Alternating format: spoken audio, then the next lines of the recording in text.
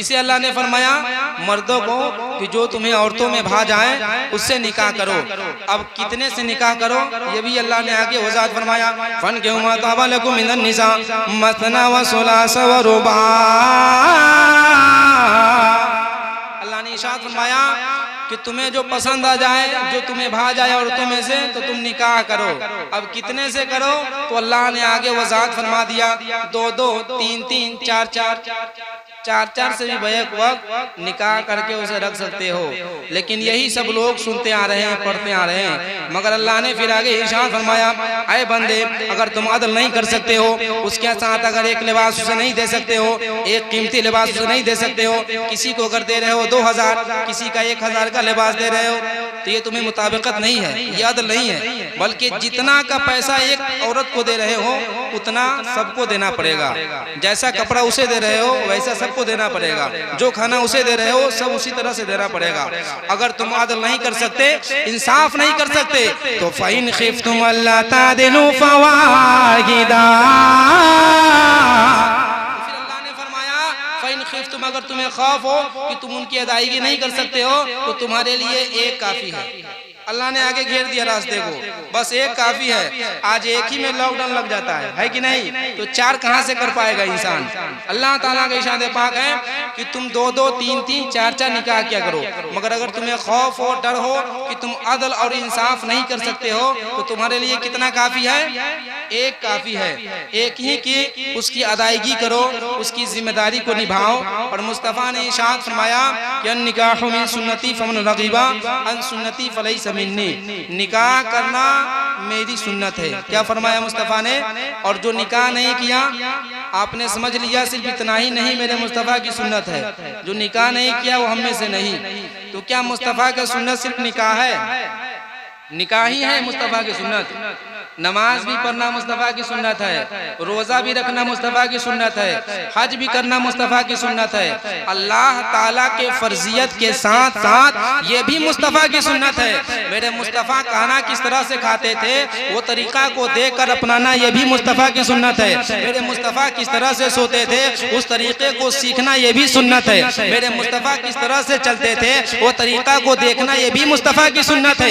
जहाँ तक कि अल्लाह ताला ने अपने महबूब के पूरे मुजस्समे को बनाकर भेज दिया कि बंदे, कुरान को पढ़कर तुम नहीं समझ सकते, जब तक मेरे मुस्तफ़ा को तुम नहीं देख लोगे तब तक तुम्हें बात समझ में नहीं आएगी। बात समझ में आ सकती है? नहीं आ सकती है। तो अल्लाह ताला ने अपने मुस्तफ़ा को भेज दिया कि ताकर के ज़माने में लोग देख ले मेरे मुस्तफ़ा चल किस तरह रहे हैं, मेरे मुस्तफ़ा इबादत किस तरह से कर रहे हैं, मेरे मुस्तफ़ा खाना किस तरह से तनाउल फरमा रहे हैं। लेकिन आज हमारा तरीका सिर्फ ये सुन्नत को हम लोग फर्जियत से कम नहीं समझते हैं। निकाह करना मुस्तफ़ा की सुन्नत है, लेकिन इन सुन्नतों के अंदर इतने खुराफात पोशीदा है कि जिस शादी के लिए उलमा दुआ करते हैं कि मौला इस शादी खाना आबादी बरवा, मगर ये शादी खाना आबादी क्या बर्बादी की दावत देता हुआ नजर आता है। अब बताएं कैसे? लोग इतने खुराफात करते हैं, शादी में इतने खुराफात करते हैं कि इंसान ज़बाने हाल से अगर बयान करता चला जाए तो रुदादे अमल खत्म नहीं होगा। अब कैसे? अब देखें कि शादी में लोग करते हैं क्या है कि लड़के को किस तरह से नहलाया जाए, लड़की को कौन अपटन लगाए, मर्द को कौन लगाए अपटन, ये भी तरीका नहीं मालूम है। किसके जिस्म को कहां तक किसे टच करना जायज है, किसे टच करना हराम है, किसको कहां तक देखना चाहिए, किसको नहीं देखना चाहिए, ये भी नहीं पता है। और फातिया का तो मामूल ये हो गया है कि न जाने किस चीज पे इलाके मोहल्ले के लोग किस पे फातिया दिला दे, कोई ठिकाना नहीं है। इमाम की वहाँ पे मजबूरी होती है कि फौरन कर देना पड़ता है। शादी में अगर लड़का तैयार हो गया है, दूल्हा तैयार हो गया है, अब उसको इमाम के सामने चड्डी पहनाएगा, होता है कि नहीं होता है? ये बताइए, मर्द को बताया गया है ये घुटना से नीचे और टखना के ऊपर इतना नाप से लेकर के और घुटना के नीचे तक छुपाना क्या है? फर्ज है। क्या है? फर्ज है। नहीं से कोई मर्द का टच कर सकता है और नहीं देख सकता है। अगर मर्द का देख लिया तो हराम है, ये हराम है ना। लेकिन उस मर्द को उसकी माँ, उसकी बहन, खाला, बुआ, इलाके मोहल्ले समाज के बताया गया है जो बहनें हैं या भाभी है क्या क्या है न जाने, सब रिश्तेदार मिलकर के अपटन लगाते हैं। लेकिन ये तज़किरा होगा लड़कियों पे आज इंशाअल्लाह, लेकिन बता रहा हूँ दोनों का इस्लाह होना जरूरी है। लोग लगाते हैं और कितने दूल्हा लोग बन चुके हैं लगवा कर, ये भी जान ले। लेकिन आपका वहां से वहां तक किसी को दिखाना हराम है। आपने हरामकारी किया कि नहीं किया? या अनजाने में किया, आप नहीं जान रहे थे, लेकिन आपको जानने की जरूरत थी। सबसे पहला मसला उसे सीखना चाहिए जो दुल्हन बनने वाली है वो और जो दूल्हा बनने वाला है। गांव के लोग तो खाने पीने के लिए आते हैं, जमाने का दस्तूर है, सबसे ज्यादा उसे जरूरत है। लेकिन आजकल अगर दूल्हा की शादी हो तो महफिल में नहीं बैठेगा, इतना काम हो जाता है उसे, इतना काम के काम में मसरूफ हो जाता है। खैर इल्ला माशाअल्लाह।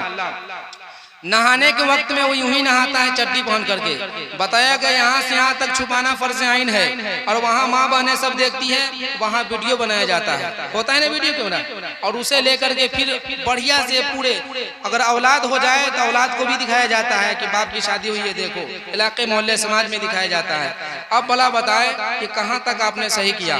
आप रात में मिलाद के लिए दावत करवाया कि शादी खाना आबादी हो जाए, मगर बर्बादी की आप दावत खुद दे रहे हैं। उसके अलावा क्या खुरफात होता है कि नौशे बाबू को और तैयार करा दिया गया, उससे कब्ल तो ना उन्हें वजू करने का तरीका मालूम है कि कितना पानी कहाँ गिराना चाहिए, ना उसे सही से तयम्मुम करने का तरीका मालूम है। जब वो पाक ही नहीं हुआ तो नबी की सुन्नत की अदायगी के लिए कैसे जाएगा वो बंदा? मेरे मुस्तफ़ा की प्यारी प्यारी सुन्नत की अदायगी के लिए जा रहे हैं तो पाकीज़ा महफिल में पाक साफ इंसान का होना शर्त है कि नहीं?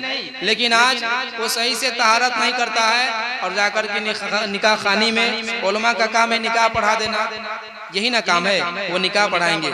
लेकिन वजू का तरीका, गुस्ल का तरीका क्या है, अगर आप नहीं सीखेंगे तो जिंदगी भर आप नहा लेंगे लेकिन कभी पाक नहीं हो सकते। पाक हो सकते हैं आप, हरगिज नहीं पाक हो सकते हैं। लेकिन सबसे पहले जरूरी क्या है कि इंसान पाकी हासिल करे। बगैर पाकी के अलावा इंसान ना नमाज पढ़ सकता है, न रोजा रख सकता है, न कुरान पढ़ सकता है, न हज के लिए जा सकता है। कोई कार्य खैर काम इंसान नहीं कर सकता है बगैर पाकी के। कर सकता है? नहीं कर सकता है। अब देखिए फातिहा का जहाँ तक ताल्लुक है, मुझे जो गलत दिखता है मैं फौरी तौर पे बोल देता हूँ, और बताया गया अल हक मुर्रुन, हक बातें कड़वी होती है, लेकिन इंजेक्शन थोड़ी देर के लिए लगता है, बहुत देर असर करता है, वो है कि नहीं? आज अगर बुखार लग जाए इंजेक्शन दीजिए तो बुखार कहाँ जाएगा खबर नहीं, लेकिन थोड़ी सी तकलीफ होती है कि नहीं इंसानों को। अब देखिए शादी में जो है, जो अपटन के लिए बुला करके इमाम साहब से फातिहा दिलाते हैं, गलत नहीं मानेंगे, फातिहा दिलाते हैं। बताया गया है मुस्तहब चीज मतलब ये है कि जो अशिया आप खाते हैं उसी अशिया पे फातिहा दिलाया जाए। उसको खाया जाता है, खाते हैं आप लोग? कहीं हो सकता है यहाँ के लोग खाते होंगे, हम लोग की तरफ तो आज तक कोई नहीं खाया है। आप लोग की तरफ खाता है कोई लोग?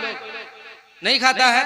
हाँ या ना में बोल दीजिए, 5 kg का सर भी हिला दीजिएगा, हम समझ लेंगे, है कि नहीं? तो क्या है, कोई नहीं खाता है, लेकिन इंसान क्या करता है, जल्दी आइए हज़रत फातिहा करना है हल्दी को। अब भला बताइए कि जिसको फातिहा पढ़ा गया है वो बुजुर्गों के नाम, अंबिया के नाम, मरहुमीन के नाम पहुँचाया जाता है, तो वो हल्दी तो खाया जाएगा नहीं। अब उसको पहुंचा के फातिहा करना ही दुरुस्त नहीं होगा। लोग हल्दी कराते हैं फातिहा। उसके अलावा खुरफात देखें कि लड़के की अगर शादी हो तो क्या होता है कि डाला रख देंगे, चप्पल, जूता, धोती, कुर्ता जितना है सब रख करके वहाँ पे हजरत फातिहा पढ़ दीजिए। सेहरा भी, सेहरा को खाते हैं आप लोग? सेहरा कहीं खाते होंगे फूल पत्ती वगैरह लेकर के, ये भी नहीं खाते हैं। अब भला बताइए कि ये सब जो चीजें ना खाई जाए उस पे फातिहा। अब कुछ लोग इस ज़हनियात के हैं कि आपका फातिहा पढ़ भी देंगे, उनको नजराना मिल रहा है भाई, है कि नहीं? और नजराना मिल रहा है तो बस वही हाल है कि न साले सनम न खुदा ही मिला, न ये साले सनम न इधर का रहे न उधर का रहे। कुछ लोगों ने शबे बारात का फातिहा दिन में भी करा लिया है, जोहर बार, है कि नहीं? शबे बारात का ताल्लुक ये है कि शबे बारात, शब मतलब होता है रात और बारात मतलब छुटकारा। बारात किसी चीज से बारात हासिल करना, छुटकारा हासिल करना। छुटकारे की रात है, उस रात में मुर्दे को अल्लाह ताला छुटकारा दे देता है, ये नहीं देता है? लेकिन कुछ लोगों ने कहा किया कि रात आने से कबल ही फातिहा उतिहा पढ़ा के खा पी के सो गए। उस रात में इंसानों को इबादत करने की जरूरत थी, जगने की जरूरत थी, लेकिन यहाँ के लोग इल्ला माशाअल्लाह हमने सुना है कि जगह तो बहुत है ना। और बच्चे लोग तो इस तरह से खुराफात किए हैं कि अल्लाह ताला उन्हें खैर अता फरमाए। और 2-3 ही लोग वहाँ मौजूद थे, पता नहीं कि लोग हो सकता है कि इशराक चाश जो भी नमाजें हैं जो हमको भी नहीं मालूम वो भी पढ़ रहे होंगे घर में। इतने लोग, बताइए उलमा का काम ये मत समझ लीजिए कि सिर्फ बताना है। कल बरोज़ महशर कायम होगा, नफ्सी नफ्सी का आलम होगा, कोई किसी का पुरसाने हाल ना होगा। रब की बारगाह में हर इंसान को पेश होना है। हर इंसान जाकर के फरियाद अर्ज करेगा, अल्लाह ताला पूछेगा कि बंदे तुम्हारे दरमियान मैंने नबी को भेजा, उसके बाद मैंने औलिया के नाम को भेजा, सहाबा को भेजा, तबा ताबईन को भेजा, औलिया के नाम को भेजा, उसके बाद मैंने उलमा को भेजा, क्या तुम्हारे पास कोई रहनुमाई के लिए आया? वहाँ पे भी इंसान चाहेगा कि दुनिया में हम टोपी पहनाते थे एक दूसरे को, आ रहे हैं जा रहे हैं करते थे, समझे ना, वहाँ भी चाहेगा कि हम टोपी पहना लेते हैं। हाँ मौला, हम लोग के दरमियान तयबे नहीं किया कोई, क्या हम लोग समझे, बस जितना मालूम था उतना किए। तो अल्लाह ताला वहाँ मुंह पे ताला लगा देगा, कुफ्र बताएगा अरबी का लफ्ज, ताला लगा देगा, और जिस्म के एक एक रुआ रुआ वहाँ पे जवाब देगा, नहीं ये बहुत बड़ा बदकार है, मक्कार है, सियाकार है, बदकार है, बेकार है मौला। ये अपनी पैरों से खता करता था, उलमा की बातों कानों से सुनता नहीं था, बल्कि इग्नोर करके चला जाता था। ये ऐसा शख्स है कि शब बरात की रात आ जाए ये अपने घरों में सोता था। ये ऐसा इंसान है जिक्र रसूल पाक हो अपने घरों में सोता था। मौला तेरे महबूब का जिक्र होता ये सुनता था, मगर घर से सुनता था। अब फरिश्ता का जब हुक्म होगा ले जाओ इसे, ले जाओ, अब कहाँ लेके जाएगा फरिश्ता? जहन्नम ठिकाना बना देगा। अब भला बताएं, आप लोगों ने तो काम किया है इल्ला माशाअल्लाह, है कि नहीं? अल्लाह ने पैदा किया इंसान और जिन्नात को, क्यों किया पैदा? सिर्फ इबादत के लिए पैदा किया है। ये भी एक इबादत है, निकाह खानी ये भी एक इबादत है। बताया गया है कि जो उसवे मुस्तफ़ा के तहत इंसान निकाह करता है, अल्लाह ताला अगर वो इंसान गरीब हो तो उसे मालदार कर देता है। कह दे सुभान अल्लाह, है कि नहीं? अगर इंसान गरीब हो तो उसे मालदार कर देता है, इंसान मिस्कीन हो उसे मालदार कर देता है। और कैसे मालदार किया है हजरत अली के बारे में मैं बताऊंगा इंशाअल्लाह ताला। लेकिन खुराफात देखें कि लोग कितना खुराफात करते हैं, यहाँ तक के खुराफात की वजह से चावल को लुटाते हैं। ये चावल लुटाना बंद नहीं होता है, उलमा लोग बयान कर दे लाख, लेकिन अल्हम्दुलिल्लाह जहाँ जहाँ मैंने बताया है लोगों ने बंद कर दिया है। ये नसीहत इस वजह से की जा रही है कि यहाँ से नई नस्ल की फरोग हो, जब निकाह खाने के लिए आप लेकर के जाएं तो चावल न छीटे। यहाँ तक के लोग ये भी करते हैं कि घर पे ले जाने के बाद भी औरतों से चावल छिटवाते हैं, औरतों से चावल छिटवाते हैं हाथ में लेकर और पीछे करके। होता है कि नहीं होता है? ये सब होता है। अल्लाह ताला ने रिस्क को जो अता किया है उसको खाने के लिए दिया है। किसके लिए दिया है? खाने के लिए दिया है। और इंसान उस रिस्क को फेंकता है और पहले तरह रौंदता है और फिर बाहर करके क्या करता है? उसे कचरा में डाल देता है। अब भला बताएं, जिस रिस्क को अल्लाह ने खाने के लिए दिया है उसी इंसान को फिर उस रिस्क के लिए अल्लाह तरसा देता है, उसी इंसान को फिर अल्लाह ताला गरीबी में मुसल्लत कर देता है। फरिश्ता निदा लगाता है, मौला तेरा कैसा बंदा है, ये तेरे महबूब का कैसा गुलाम है जो तूने रिस्क अदा किया है उसे ये फेंक रहा है, पैरों के तले रौंद रहा है। अल्लाह ताला फिर उससे रिस्क को छीन लेता है। कहता हम गरीब हो गए, हजरत दुआ कीजिए। अब दुआ कीजिए कि हमारा कारोबार बंद हो रहा है, मन नहीं लग रहा है, कहीं मेरा दुकान नहीं चल रहा है, कोई कर तो नहीं दिया है, जरा देखिए। अब हजरत लोगों का काम है, 2-4 को तबीज दे देंगे, पानी अतर दे देंगे, काम चलाते रहिए अपनी। लेकिन आप अपने किरदार के ऊपर नजर डाले हैं कि आपने क्या क्या गलतियां, क्या खुराफात किया है। अगर आप अपने दिल के आईने में झांक करके देख लेंगे और अल्लाह ताला की खौफे खुदा में अगर आपने मगरूब हो गया तो इंशाअल्लाह दुनिया में भी कामयाब हो जाएंगे और आखिरत में भी कामयाब हो जाएंगे, है कि नहीं? लेकिन आज हमारा क्या माहौल हो गया है कि आज हम सुन्नत मुस्तफ़ा से बिल्कुल अलग हो गए हैं। और नमाज रोजा तो हम लोग माफ करा के आए हुए हैं, है कि नहीं? नमाज रोजा बिल्कुल हम लोग माफ करा करके आए हुए हैं, वरना अगर नहीं माफ कराए रहते तो पढ़ते हम लोग, पढ़ते कि नहीं पढ़ते? इंसानों को चाहिए कि अल्लाह ताला के महबूब को अल्लाह ताला ने शब मिराज बुलाकर हसीन तोहफा नमाज अदा किया। और ये मूसा अलैहिस्सलाम ने इसरार किया कि आप रब की बारगाह में जाइए आइए। 9 दफ़ा जाने के बाद 5 वक्त का नमाज ही अता हुई है, मगर इसको भी लोग अदा नहीं करता है। हफ्तावारी में कुछ लोग तो हफ्तावारी भी नहीं पढ़ता है। और नबी इरशाद फरमाते हैं कि जो इंसान 3 हफ्ता लगातार जुमा को छोड़ दिया उसने इस्लाम को पीठ के पीछे छोड़ दिया, रहा कहाँ इस्लाम? अब देखिए कुछ लोग अगर बीमारियों में मुब्तला हो जाए तो इंसान कहता है कि अल्लाह को मेरा ही घर दिखा था, बीमारी भेज दिया। इंसान ईमान से खत्म हो गया। क्या हुआ? ईमान से खारिज। अल्लाह को मेरा ही घर दिखा था कि बीमारी को भेज दिया, ईमान से खत्म हो गया। कोई कह देगा कि अल्लाह ताला बिन मौसम बरसात कर रहा है, बारिश नहीं होनी चाहिए थी लेकिन ये बारिश हो रहा है।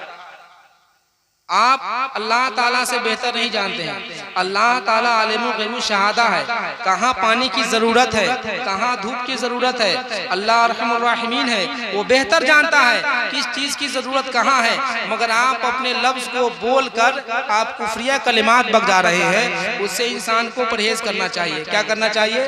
बचना चाहिए। जो चीजें ना मालूम हो, मिसाल के तौर पे अगर मंत्र नहीं मालूम है तो सांप के बिल में हाथ नहीं डालना चाहिए, है कि नहीं? अगर डाल दिए तो फिर खैरियत नहीं है। अब देखिए अल्लाह ताला ने इरशाद फरमाया कि तुम निकाह करो। निकाह करने का हुक्म आया। सबसे पहला निकाह कहाँ से शुरुआत है? आदम अलैहिस्सलाम से। अल्लाह ताला ने आदम अलैहिस्सलाम को बनाया और बना करके जन्नत में रखा। कहाँ रखा? बोलिए आप लोग, कहाँ रखा अल्लाह ने? जन्नत में, ताकि हमको भी समझ में आए कि आप लोग बैठे हैं जन्नत में। अब साबित कर दूं, मुस्तफा ने इरशाद फरमाया कि जहाँ पे अल्लाह उसके रसूल के नाम से जिक्र की महफिलें सजदा है, जहाँ पे जिक्र होता है वहाँ जगह जन्नत की क्यारियों में से क्यारी हो जाती है। क्या होती है? वो जन्नत की क्यारियों में से क्यारी हो जाती है और वहाँ पे अल्लाह के मुक़द्दस फरिश्तों का नुज़ूल होता है। रहमतों अनवार की मुसलधार बारिशें होती है, फरिश्ते उन्हें घेर लेते हैं। अब आप हज़रत जन्नत की क्यारी में बैठे तो नबी ने इरशाद फरमाया, सहाबा जब जन्नत की क्यारियों से गुजरो, जब जन्नत की क्यारियों से निकलो तो कुछ चर लिया करो। जानवर हो तब ना चरे, लेकिन कभी कभी मुराद ऐसा लिया जाता है, लफ्ज कुछ और कहा जाता है, मुराद कुछ और लिया जाता है। नबी ने इरशाद फरमाया कि जन्नत की क्यारियों से चलो गुजरो तो कुछ चर लिया करो। तो साहबा बहुत टैलेंट थे। कहीं या रसूल अल्लाह फिदा का उम्मी वो भी, आपके कदमों पे मेरे माँ बाप कुर्बान आका। क्या चढ़ना मतलब क्या? तो नबी ने इरशाद फरमाया जब उस रास्ते से गुजरो, जब वहाँ अगर ठहर जाओ कुछ देरों के लिए तो सुबहान अल्लाह कह लिया करो, माशा अल्लाह कह दिया करो, अल्हम्दुलिल्लाह कह लिया करो, करके तुम्हारे नामाए अमाल में नेकियों का जखीरा जमा हो जाए। लेकिन आज हम अब लोग मुंह को बंद रखते हैं और शिखर को रख के अपने मुंह को चालू रखते हैं बकरी की तरह, है कि नहीं? जिसको नहीं खाना चाहिए उसको खा के चालू रखते हैं और जहाँ बोलना चाहिए वहाँ नहीं बोलते हैं। तो अल्लाह ने ज़बान को अता किया है अपने जिक्र के लिए, अपने महबूब के जिक्र के लिए और अच्छी बयान के लिए। कह दे सुभान अल्लाह, है कि नहीं? तो चाहिए क्या? अच्छा बयान करे। अल्लाह ने आदम अलैहिस्सलाम को पैदा किया, पैदा करने के बाद जन्नत में रखा। कहाँ रखा? जन्नत में। और जन्नत में आदम अलैहिस्सलाम ने जन्नत के फलों को खाया, जन्नत के दरख्तों को देखा, जन्नत के शजर को देखा, जन्नत के हजर को देखा। गोया के जन्नत में गश्त किया, जन्नत में सैर भी करते थे, जन्नत में सोते थे, जन्नत में जागते थे, जन्नत में रहते थे, हर जगह। मगर का मौला मेरा दिल नहीं लगता। क्या कहा आदम अलैहिस्सलाम ने? हर चीज मौजूद है मगर सुकून नहीं मिलता, करार नहीं मिलता। पाक परवरदिगार आलम कोई हो तब तो करार मिले। तो अल्लाह ताला ने आदम अलैहिस्सलाम को कहा कि सो जा। आदम अलैहिस्सलाम जो ही सो गए, ये तफसीर में आया है किताबों में, ये कुरान की तफसीर बता रहा हूँ। तो आदम अलैहिस्सलाम सो गए। सोने के बाद अल्लाह ताला ने बाएं पसली से माँ हव्वा को पैदा किया। कह दे सुभान अल्लाह। किससे? बाएं पसली से माँ हव्वा को पैदा किया। इस वजह से औरतें लोग टेढ़ होती है। क्या होती है? टेढ़। और नबी ने इरशाद फरमाया कि औरतों को सीधा करने की कोशिश न करो वरना तलाक हो जाएगी। तलाक, उसे सीधा करने की कोशिश नहीं करो क्योंकि वो टेढ़ पसली से पैदा की गई है, उसे वहीं रहने दो। ये मैंने मुस्तफा ने इरशाद फरमाया। अब देखिए जन्नत में माँ हव्वा है और आदम है। आदम अलैहिस्सलाम जो ही माँ हव्वा की तरफ बढ़े, अल्लाह ने कहा आदम रोको, अभी करीब मत जाओ। क्यों? क्योंकि तूने अभी मोहर अदा नहीं किया है, अभी तुमने मोहर अदा नहीं किया है, निकाह अभी तुम्हें हव्वा से नहीं हुई है। है कि नहीं। निकाह खानी हवा से भी नहीं हुई है, तुम अभी नहीं मिल सकते, करीब नहीं जा सकते। गोया इससे सबक मिला बगैर निकाह किसी से हाथ में हाथ मिलाना हराम है कि नहीं। किसी के करीब जाना हराम है, किसी से मिलना हराम है, किसी से बात करना हराम है गैर महरम से। जो महरम हो उसे नहीं, गैर महरम से। अब आदम अलैहिस्सलाम का निकाह जन्नत में हुआ। कहाँ हुआ? जन्नत में। तो ये निकाह का रिश्ता कैसा है? जन्नती रिश्ता है। कह दे सुभान अल्लाह। ये रिश्ता जन्नत में करार पाया। आदम अलैहिस्सलाम का रिश्ता अल्लाह ताला ने रिश्ता निकाह को जन्नत में कराया है, अल्लाह ने जन्नत में किया। जब जन्नत में हो गया तो वहाँ पे आदम अलैहिस्सलाम महुआ दोनों रहना शुरू कर दिए। क्या हुआ? दोनों रहना शुरू कर दिए। और शुरू करने के बाद कभी वो दरख्त के फल को खाते, कभी वो मेवा को खाते, कभी इधर टहलते, कभी उधर टहलते, कभी घूमते, गश्त करते। एक रोज ऐसा हुआ कि शैतान को नहीं देखा गया। किसे नहीं देखा गया? शैतान को नहीं देखा गया। और शैतान इंसान का खुला हुआ दुश्मन है। क्या है? खुला हुआ दुश्मन है। जब सूरह यासीन पढ़ेंगे तो आपको बात समझ में आ जाएगी। शैतान ने क्या किया कि वसवसा डाला। तफसीर के अंदर कई तफसीर में आया जन्नत अलग है और शैतान अलग था बाहर। वसवसा डाला और कहा, आदम अलैहिस्सलाम उसी जन्नत में टहलने के लिए चले गए थे, तो कहा कि उस दरख्त के फल को खाओ। माँ हव्वा ने, एक तफसीर में आया कि बाहर से वसवसा डाला तो माँ हव्वा नहीं बात मानी, लेकिन किसी बहाने से, बहुत लंबी तफसीर है इसकी, किसी बहाने से वो जन्नत में भी पहुंच गया। क्या हुआ? शैतान जन्नत में भी पहुंच गया और ये मशीयते रब्बी थी। पहुंचने के बाद कहा कि खाइए इस दरख्त का जो फल है। वो फल क्या था? गेहूं। क्या था? गेहूं का फल।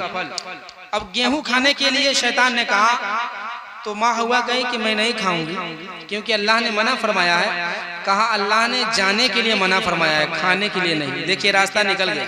हाज़ी ला तक़रबा शजरा, कि तुम उस दरख्त के करीब नहीं जाना। अल्लाह ताला ने इरशाद फरमाया उस दरख्त के करीब नहीं जाना, है ना।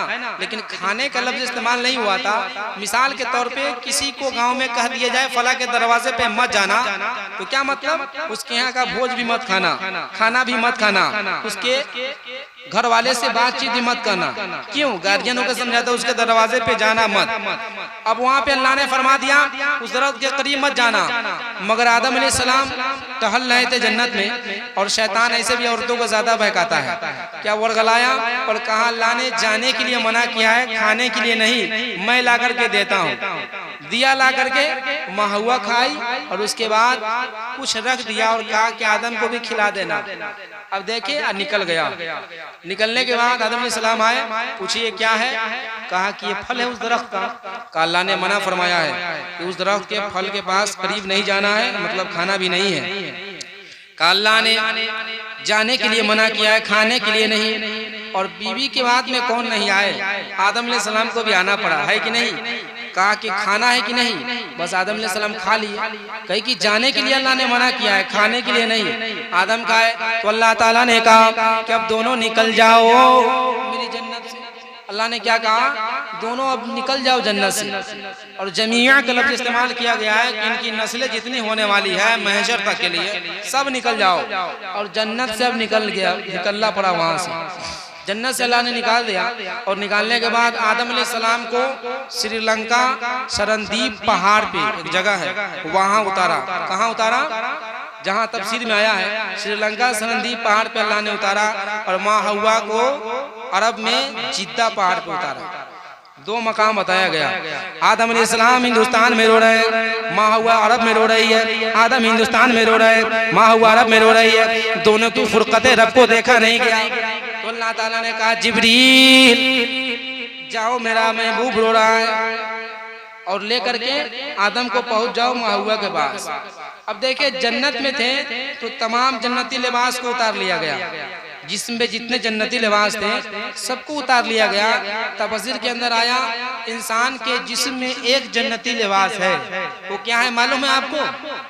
जन्नती लिबास क्या है नहीं मालूम है तो एक बार कहिए सुभान अल्लाह। इंसान के जिस्म में जन्नती लिबास नाखून है। क्या है? नाखून है। जैसा है कोई बताया गया कि जन्नत में इसी तरह लिबास था वहाँ, तो अल्लाह ताला ने इस लिबास को छोड़ दिया कि ताकर के बंदे को मालूम चले कि जन्नती लिबास कैसा होता है। कह दे सुभान अल्लाह। तो अल्लाह ने तफसीर के अंदर आया है, किताबों के अंदर, यहाँ आने के बाद इंसान की फरोगियत शुरू हो गई और निकाह का मामला आगे बढ़ता चला गया। वहाँ से औलादे हुई और एक दिन में एक बेटा एक बेटी हुआ करती थी। क्या होती थी? आदम अलैहिस्सलाम को वहाँ मिलाया गया और मिलाने के बाद पूछा गया कि मुझे पहचान रहे हो? तो कहा कि हाँ मैं पहचान रहा हूँ, कि आप हव्वा हो? उन्होंने कहा कि आप आदम हो। दोनों मिले और उस जगह के नाम पड़ गया मैदान अराफात। कह दे सुभान अल्लाह। क्या नाम पड़ा? मैदान अराफात। और हज करने वाले हाजी लोग जाते हैं वहाँ, तो वहाँ कहीं भी भुला जाएंगे और मैदान अराफात में अल्लाह के फजल से मिल जाते हैं। कह दे सुभान अल्लाह। इस वजह से वो मुलाकात की जगह है। आरफा युआरिफु मतलब होता है पहचानना, वो पहचान की जगह है। और वहाँ पे शुक्राना 2 रकात नमाज नहीं पढ़ेंगे तो हज के रुकन में वो इंसान शामिल नहीं हो सकता है। इतनी मुक़द्दस जमीन उसको बना दी गई है। अब वहाँ से जो है ना इंसान की फरोगियत शुरू हुई। दोनों को मिलाप से एक दिन में 2 बच्चे होते थे, एक बच्ची और एक बच्चा, एक लड़का और एक लड़की। फिर कल एक लड़का एक लड़की। उसके बाद आज वाले से कल वाले का निकाह किया जाता था, कल वाले लड़के से आज वाले की निकाह किया जाता था। इसके आगे बहुत लंबी तफसीर है, आइए निकाह पे गुफ्तगू करता हूँ। कि नबी ने इरशाद फरमाया कि निकाह मिन सुन्नती फमन रग़िब अन सुन्नती फलैसा मिन्नी। निकाह करना मेरी सुन्नत है और ये इससे इतराज किया वो मुझ में से नहीं है। क्या है? मुझ में से नहीं है। अल्लाह ताला ने इरशाद फरमाया कि तुम निकाह करो जो तुम्हें औरतें भा जाए। भाने का लफ्ज इस्तेमाल हुआ है, तो ये भाएगा किसको? चचा को, दादा को, किसको भाना है? अल्लाह ने भाने का लफ्ज इस्तेमाल किया है लड़का को। किसे कहा है? लड़का को। जो तुम्हें लड़की भा जाए, जो तुम्हें औरतों में से भा जाए, तो मुझसे निकाह करो। लेकिन आज लोग क्या करते हैं? उसके बाप जाते हैं देखने के लिए, उसके चचा जाएंगे देखने के लिए, दादा, उसके बहनोई जाएंगे देखने के लिए, न जाने इलाके मोहल्ले समाज के लोग जाते हैं देखने के लिए। और यहाँ तक देख कर आएंगे, फिर उसके बाद कहेंगे बड़ा वाला चचा नहीं आए हैं, वो कन्फर्म करेंगे। अच्छा, निकाह करना किसे है? लड़का को करना है कि नहीं? रखना उसे है। इन लोगों को कोई मतलब तो है नहीं, तो ये लोग क्यों जा रहे हैं देखने? गोया कुरान के खिलाफ अमल कर रहे हैं। अल्लाह ताला ने इरशाद फरमाया कि तुम्हें जो औरतें भा जाए तुम उससे निकाह करो। तो निकाह के लिए लड़के को दिखा दिया जाए लड़की, ताकर के बाद में किसी चीज की दिक्कत ना हो। और ये अल्लाह का फरमान है, तो इस फरमान पे अमल हो जाए तो जमाने में कहीं दुश्वारियां नहीं होगी।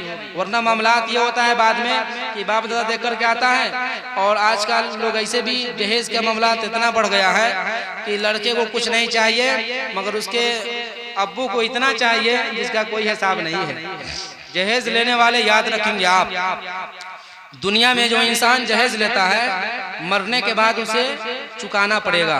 क्या करना पड़ेगा? चुकाना पड़ेगा, क्योंकि ये रिश्वत है। आपने एक दूसरे के गला को दबा करके लिया है। आपने कभी गौर फिक्र किया एक गरीब बच्ची को किस तरह से आप सताते हैं? किसी की जमीन बिक जाती है, किसी का जायदाद बिक जाता है, किसी का मकान बिक जाता है, किसी की दुकान बिक जाती है। जब इंसान का पूरा नहीं होता है, वो इंसान लेकर के अपने रुदाद अमल को जमाने में कहीं मस्जिद के पास टहलता है, कहीं किसी की दुकान पे जाता है, मेरी लड़की की शादी है, जरा मुझे मदद कर दिया जाए। कभी आपने अपने दिल पे हाथ रख के सोचा आज गरीब घर की बच्चियों को किस तरह से सताते हैं, किस तरह से रुला रहे हैं? कर भरोसे मैशर कायम होगा, नफ्सी नफ्सी का आलम होगा, कोई किसी का पुरसाने हाल नहीं होगा। वो गरीब बच्ची अर्ज करेगी, मौला हम गरीब बच्चियों का कसूर क्या था? हम गरीब बच्चियों के हाथ पीले ना हो सके। मौला हम गरीब बच्चियों का कसूर क्या था कि हमारे घर शादी की महफिलें न सज सकी। पाक परवरदिगार आलम, हम गरीब बच्चियों का कसूर ये था मेरे बाप के पास इतने जायदाद न थे इन नौजवानों का सौदा कर सके। मेरे बाप के पास इतने जमीन न थे इन नौजवानों का सौदा कर सके। मौला मेरे बाप के पास फल बीदर नहीं था इन नौजवानों का सौदा कर सके। पाक परवरदिगार आलम, तूने रहमतुल लिल आलमीन को भेजा था जमाने में अपने महबूब को पूरी कायनात के लिए रहमत बना करके भेजा था। मौला मगर हम लोगों के लिए ज़हमत बन गए। ऐ पाक परवरदिगार आलम, हम गरीब बच्चियों का कसूर क्या था? जब रब की बारगाह में फरियाद अर्ज करेगा तब वहां पे नौजवानों का पकड़ा जाएगा। ऐ नौजवानों, तुम इधर आओ, तुम इधर आओ, तुम इधर आओ। जो जो इंसान अपने अपने ससुर को सताया होगा, जो अपने अपने सास को सताया होगा, जो इंसान माल के जरिए, जो इंसान बात के जरिए वहां पे पकड़ होगी, उस इंसान को वहां पे पकड़ा जाएगा। अल्लाह ताला पूछेगा, तुम्हारा बाप कमा के रखा था, तुम्हारा दादा कमा के रखा था, तुम्हारा नाना कमा के रखा था, तूने उनसे क्यों लिया?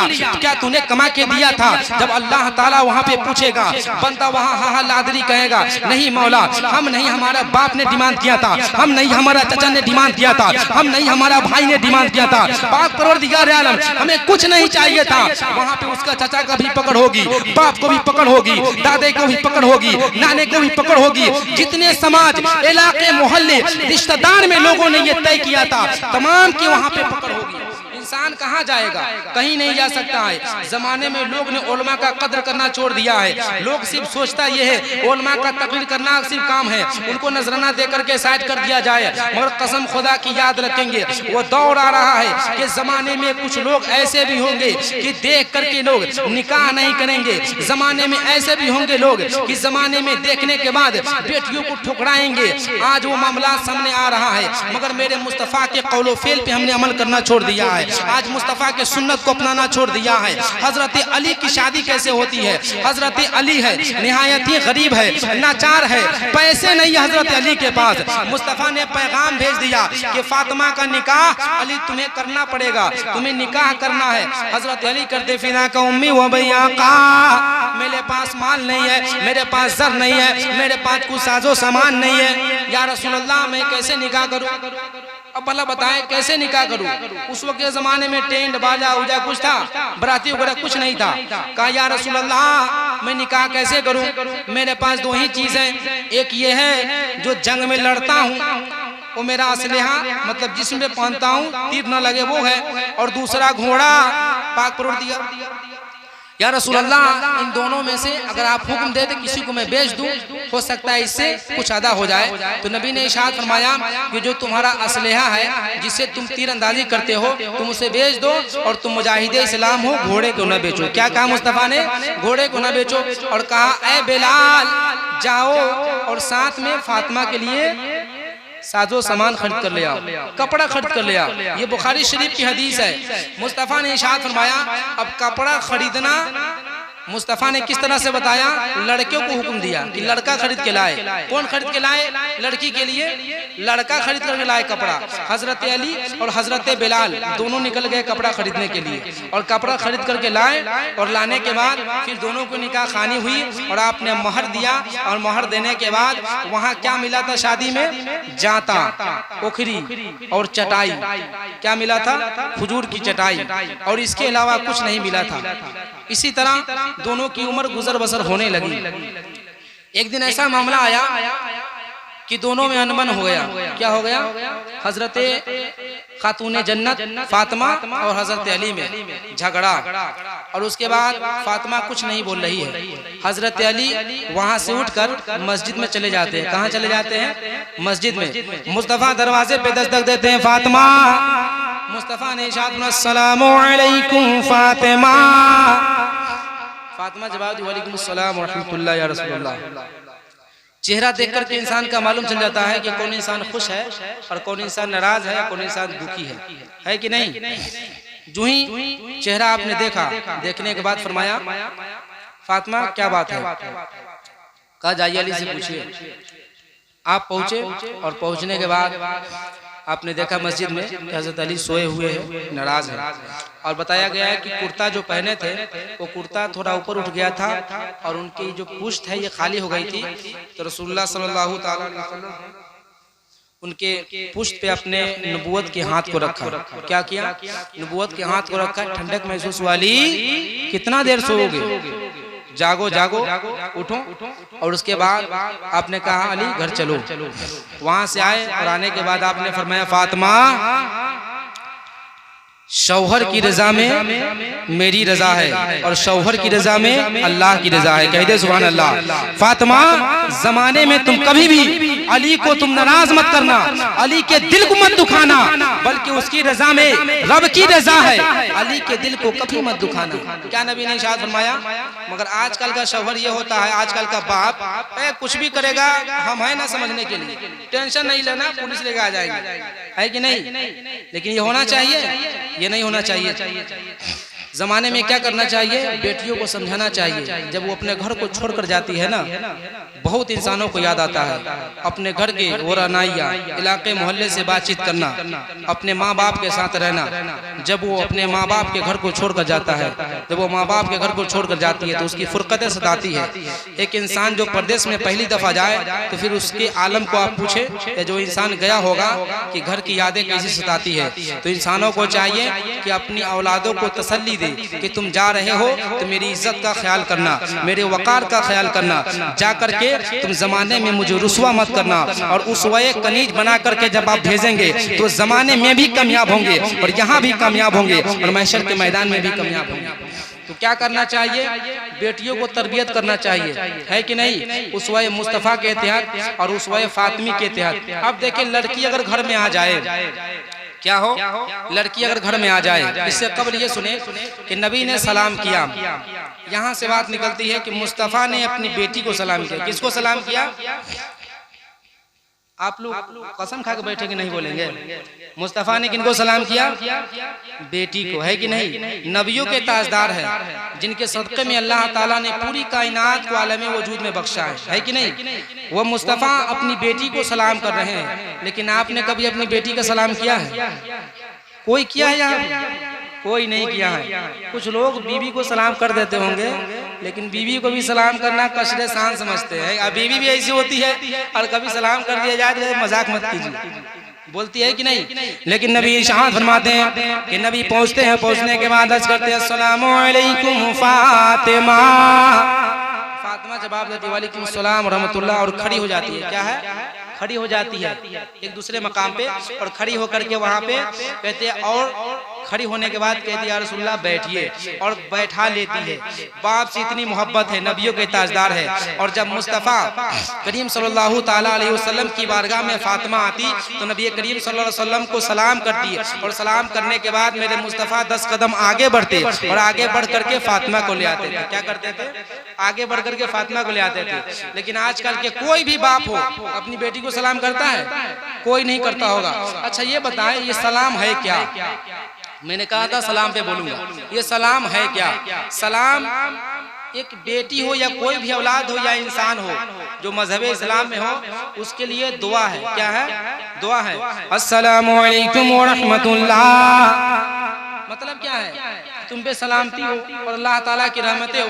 मुस्तफ़ा ने इरशाद फरमाया कि जब कोई इंसान सलाम करता है तो जवाब देने वाले को चाहिए कि बढ़ा कर दे। क्या दे? बढ़ा कर दे। मतलब कोई कहे अस्सलामु अलैकुम तो दूसरा इंसान वालेकुम अस्सलाम व रहमतुल्लाह। जो रहमतुल्लाह कहेगा वो 10 नेकी कमाएगा, जो बरकातहू कह देगा वो 10 नेकी कमाएगा, जो मगफिरतहू कह देगा तो वो 10 नेकी कमाएगा। तो कितना हो गया?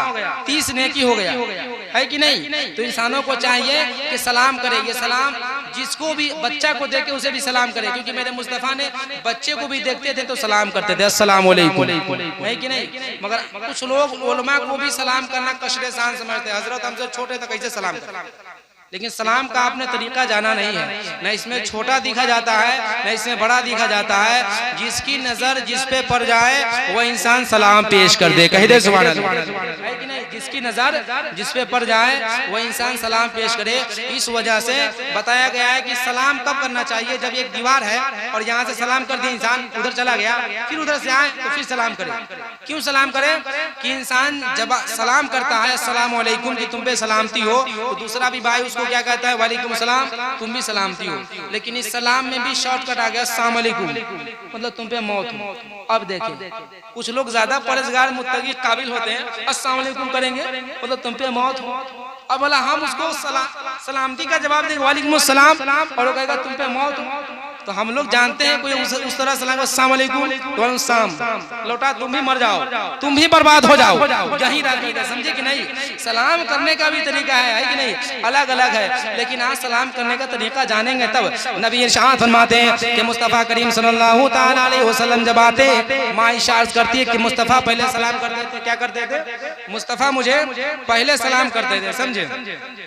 आज कोई भी शौहर बीवी को सलाम करता है? कोई भी शौहर? कुछ लोग होंगे जो इल्ला माशाल्लाह कर देते होंगे, लेकिन बीवी को भी सलाम करना चाहिए। क्या करना चाहिए? बीवी को भी। अगर कोई सलाम किया अस्सलाम वालेकुम, अब कुछ लोगों की ऐसी मोहतरमा है जो कहे कि मजाक मत कीजिए। देखिए मजाक मत कीजिए, इतना दिनों से आज तक सलाम नहीं किए, आज हम मजाक मत कीजिए, है कि नहीं? लेकिन अगर वो कह दी ये हटिए इधर, तो गुनाहगार हो गई। क्या हुई? वो गुनाहगार हो गई। और सलाम करना मेरे मुस्तफ़ा की सुन्नत है और जवाब देना वाजिब। जो इंसान सलाम सुन लिया और 1-2 मिनट के बाद जवाब दिया, फिर भी वो इंसान गुनाहगार हो गया। क्या हुआ? गुनाहगार हो गया। जब सलाम किया जाए उसी वक्त जवाब दी जाए, तब जाकर के वो इंसान गुनाहगार नहीं होगा, बल्कि सलाम की जवाब की अदायगी हो जाएगी। कह दे सुभान अल्लाह, है कि नहीं? तो आज से ये पैगाम लेकर के जाए कि यहाँ से जिन जिन लोगों की बीवी है वो अपने घर जाए तो सलाम करेंगे ना आप लोग? अगर एक सुन्नत मुस्तफ़ा की अगर अमल कर लेंगे आप, तो इस महफिल को सजाना कामयाब हो जाएगा। कह दे सुभान अल्लाह। और नबी इरशाद फरमाते हैं कि जो इंसान मेरी एक सुन्नत को जिंदा करेगा वो 100 शहीदों का सवाब पाएगा। कितना? 100 शहीद। जंगे बदर, जंगे हुआ, जंग हुनैन, इसमें 100 लोग अगर कत्ल हुए होंगे, उतना सवाब आपको एक सुन्नत जिंदा करने में मिलेगा, है कि नहीं? लेकिन आज सुन्नत को जिंदा करेंगे तब ना। क्या है? सुन्नत को जिंदा करेंगे ना? कहिए इंशाअल्लाह। जब सलाम करेंगे आप लोग, करेंगे ना सलाम? अपनी बेटियों को भी सलाम कीजिए और अपनी अहलिया को भी सलाम कीजिए, है कि नहीं? और जिन लोगों की अहलिया नहीं उनको सलाम करेगा।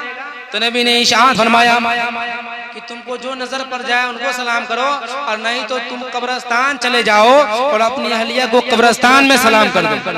इतना अच्छा ऑफर मिला हुआ है कि नहीं? 5G भी फेल हो जाएगा इसके सामने। तो चाहिए इंसान को सलाम को आम करे।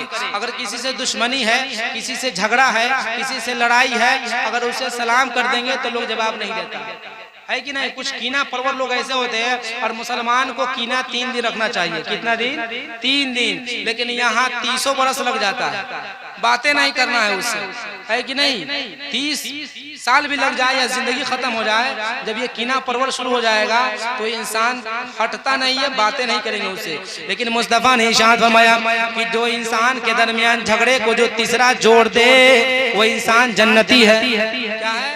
वो इंसान जन्नती है। जो 2 इंसान के दरमियान झगड़े को जोड़ दे वो जन्नती है, और 2 रिश्ते को जुड़े हुए को जो इंसान तोड़ दे वो जहन्नमी है। कहता है ना कि ये फला जगह शादी कर रहे बेकार आदमी है, अरे उसके घर का चाल चलन ठीक नहीं, कह देता है ना, बगल से पुचका देगा। तो नबी ने इरशाद फरमाया कि जो इंसान रिश्ता काटता है वो काटने वाला इंसान जहन्नमी है, दोज़खी है। क्या है? वो इंसान जहन्नमी है, दोज़खी है। अब कुछ भी कह लिया जाए, कुछ लोग इस ज़हनियात के होते हैं कि वो कहते हैं कि हज़रत लोगों का काम है और जन्नत और दोज़ख देखा किसने है, मरने के बाद में मालूम चलेगा। लेकिन याद रखिए कुछ सज़ा ऐसी है जो अल्लाह ताला उसे जिंदगी में ही अता कर देता है, उसे जिंदगी में भुगत कर जाना पड़ता है।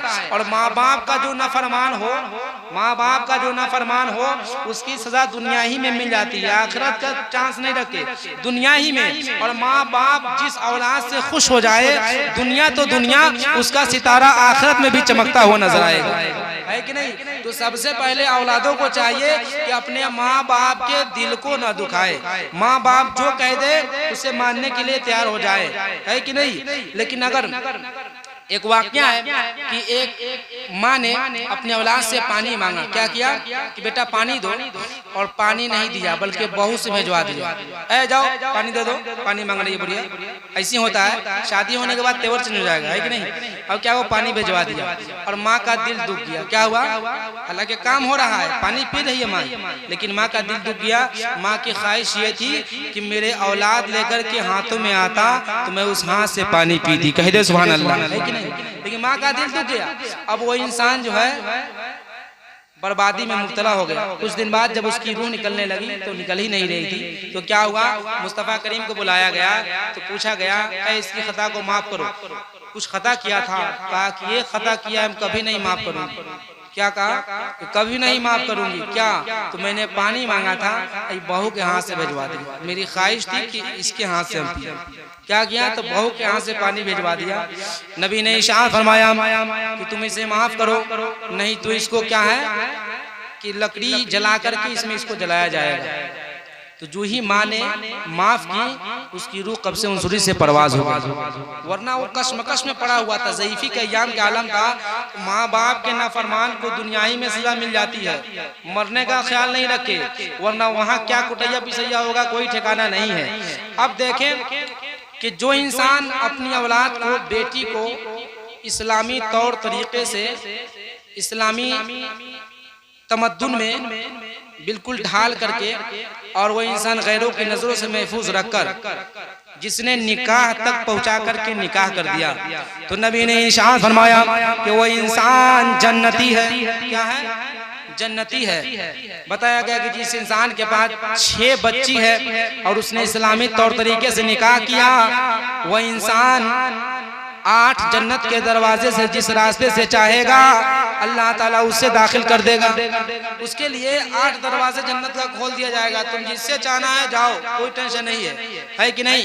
और टेंशन के बाद आ गई, देख शेर सुनाऊंगा लेकिन और सुनिए। उसके बाद मुस्तफा ने इरशाद फरमाया कि जो इंसान 3 लड़की है या 5 लड़की है, उसे भी इस्लामी तौर तरीके से, इस्लामी तमद्दुन में ढालकर उसने निकाह कर दिया, तो वह इंसान जन्नती है। जिस भाई ने अपनी बच्ची को, अपनी बहन को इस्लामी तौर तरीके से निकाह कर दिया, वो भाई जन्नती है, बाप जन्नती है, चाचा जन्नती है। लेकिन वही खुराफात में किया तो वो जहन्नमी है। फिर साहबा ने के फिदा का उम्मी वो भी आका, जिसके पास एक ही हो बच्ची, हो सकता है किसी के पास एक भी है और किसी के पास है ये नहीं है, तो साहबा ने कहा या रसूल अल्लाह, जिसके पास एक बच्ची है उसके लिए क्या हुक्म है? तो नबी ने इरशाद फरमाया जिसके पास एक बच्ची है और इस्लामी तौर तरीके से जिसने मेरी सुन्नत की अदायगी की, वह इंसान जीते जी जन्नत पा लिया। क्या पा लिया?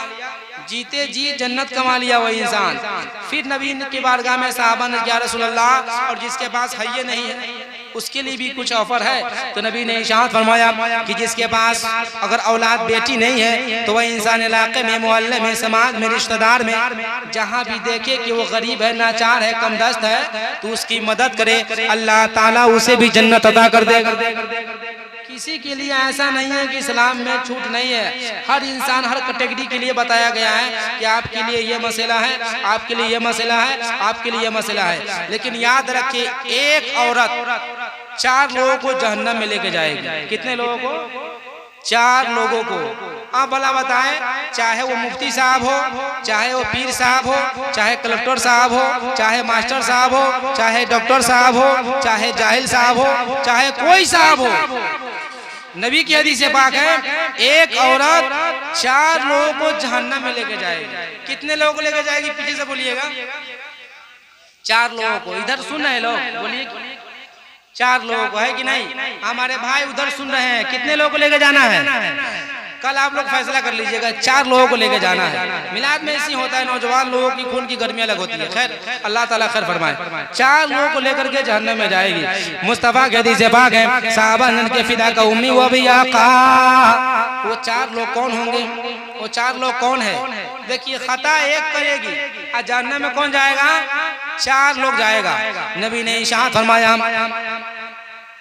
कि जिसकी बेटी अगर गलत राह पे है और बाप ने उसे नहीं समझाया, नहीं बुझाया, बाप जहन्नमी, उसे लेके जाएगा जहन्नम में। बादहू, उसका भाई, वो भी अगर देखा नहीं समझाया, वो भी जहन्नमी। उसके बाद उसका शौहर और उसका बेटा, कितना हुआ? 4 लोग हुआ ना? 4 लोगों को लेकर के जहन्नम में जाएगी। साहबा ने कहा या रसूल अल्लाह, ये 4 लोगों को कैसे लेकर के जाएगी? तो नबी ने इरशाद फरमाया कि जमाने में, दुनिया में जब वो कोई खता करती होगी तो उसका बाप नहीं बोलता होगा, उसका भाई नहीं बोलता होगा, उसका शौहर नहीं बोलता होगा। जब उसकी औलादे पैदा ली होगी तो उसकी औलादे नहीं बोला होगा, तो वो 4 लोगों को लेकर के वो जहन्नम में चले जाएगी। अब भला बताए कि 4 लोग जा रहा है जहन्नम में एक औलाद की खातिर, तो इंसानों को चाहिए कि इस्लाम का शार क्या है, इस्लाम का लिबास क्या है। और बताया गया है कि उरियानियत लिबास, मतलब ऐसा लिबास पहनना मर्द या औरत को कि जिससे जिस्म की हैयत जाहिर हो। मतलब ये है कि इस तरह से हम लिबास पहन लिए कि मेरा ये हाथ दिखाई दे रहा है ना, कितना ही जिस्म है मेरा, इस तरह से कपड़ा पहनना शरीयत में हराम है। क्या है? हराम है, और अल्लाह ताला की उस पे लानतें होती है। क्या होती है? लानत। और जिस पे अल्लाह और उसके फरिश्ते की लानत हो जाए वह इंसान जमाने में कब गिरफ्तार बला हो जाए कोई ठिकाना नहीं है। तो आजकल लोग अपनी अपनी औलादों को लानत में मुब्तला कर रहे हैं और जहन्नम का हकदार बन रहे हैं। बन रहे कि नहीं बन रहे? उनको चाहिए, बताया गया है कि औरत के सर के बाल से लेकर के नाखून के पोर तक, समझे, ये सत्र है। क्या है? सत्र, मतलब इसका ढकना फर्ज है और महरम ही देख सकता है। गैर महरम की नजरों से बचाना चाहिए। गैर महरम की नजरों, अगर किसी मुसलमान भाई को गैर महरम पे नजर पड़ जाए, हजरत अली ने इरशाद फरमाया, या रसूल अल्लाह, गैर महरम पे अगर नजर पड़ जाए तो क्या हुक्म है? तो नबी ने इरशाद फरमाया, पहली दफा अगर नजर पड़ जाए तो माफ है। क्या है? पहली दफा माफ है, मगर दूसरी दफा तुम घुड़ के मत देखो। दूसरी दफा माफ नहीं है। लेकिन आज का लोग आंखें चार करके देखेंगे। कितनी लड़कियां दूल्हे को देख रही है, और लड़की लोग भी आजकल दूल्हे को देखने आती है। क्या जरूरत है देखने के लिए कि इंसान इंसान को देखे? फाक फाक के देखती है और इधर से लोग भी देखता है। तो ऐसे औरतों के ऊपर अल्लाह की लानत होगी नहीं होगी? जिसको देखने के लिए मना किया गया है, जिसको पर्दे में रहने का हुक्म है, वो आज बेपर्दगी के साथ बारात में चली जाती है। बाप भी साथ में है, भाई भी साथ में है, और सब लिए जा रहा है। उसको जाने का हुक्म है? नहीं। यही शादी की महफिल यहाँ पे है। हम रब की बारगाह में दुआ करेंगे, मौला पाक परवरदिगार आलम इस शादी खाना आबादी बना, लेकिन इसी माइक के जरिए, इसी बॉक्स के जरिए इतने खुराफात होंगे, अभी लोग इतने नाचेंगे कि अल्लाह ताला की रहमतें लूट जाएगी, और अल्लाह के कहर की अगर बारिश हो जाए तो फिर इंसान का बचना मुश्किल है। ये समझे कि अल्लाह ताला फजल फरमाता है बंदों के ऊपर कि सही से निकाह खाने तक पहुंच जाता है, घर तक आ जाता है। और जो इंसान के दरवाजे पे नाच होता है, गाना होता है, ड्रामा होता है, उसकी बीबी नाचती है, बाल बच्चा नाचता है, उसकी बहन नाचती है, उसका भाई नाचता है, सब जहन्नमी। क्या है? ये सब जहन्नमी। और उसके बाद शैतान कहता है नाचने वाली मेरी बीवी है, जिसके सर पे दुपट्टा ना, उसे शैतान कहता है मेरी बीवी है। शैतान उसे बीवी बना लेता है और उसके जिस्म पे हावी हो जाता है। अब वही इंसान शादी के बाद बीवी को लाया तो लेके मौलाना का चक्कर लगा रहा है, मजार का चक्कर लगा रहा है, दुकान का चक्कर लगा रहा है। क्यों?